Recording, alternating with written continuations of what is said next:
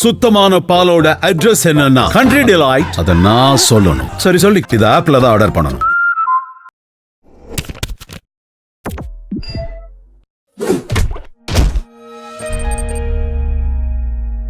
அப்பச்சி எது கடை விட்டுறோம்? சாமிக்கு பசிக்குமா? வீட்டுல ஒருவர் சோறு திங்க கூடவ நான் அத்தோணம் இல்லாம போயிட்டா நான் விருந்து வைக்கும் போது குடும்பத்தோட வந்து திங்கல. 4 துண்டு கறிக்காக என்னவெல்லாம் சொல்ல வேண்டியதா இருக்கு. இலைக்கு 2 துண்டு கறி தான் வைக்கணும்.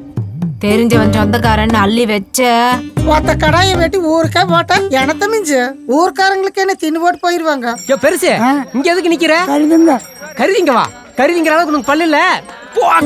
நான் என்ன விருந்துக்கு அப்படின்னு நாக்க தொங்க போட்டு அலையறவன் நினைச்சிட்டியா நீ? நீ கறி வெட்டும் போது எப்படியாவது அந்த கடையோட புடுக்க மட்டும் எடுத்துட்டு வந்துடுறா. நமக்கு வேண்டியவங்களா பார்த்து கூப்பிடுங்க. வந்து சார் போட்டு போறவங்கள நமக்கு என்ன விருந்தா போட போறாங்க? அப்ப யாரும் சாமி கும்பிட வரல. சாமி இங்கதாயே இருக்கு. கறி இருக்குமா? எடா விருந்து நீ எத்தனை மைல் கத்த போற வச்சா நடந்தே வரும்டா. பாக்கலாம்டா. என்னை யோட் பட்டி எப்படி கருதிக்கிறீங்கன்னு பாக்காலோட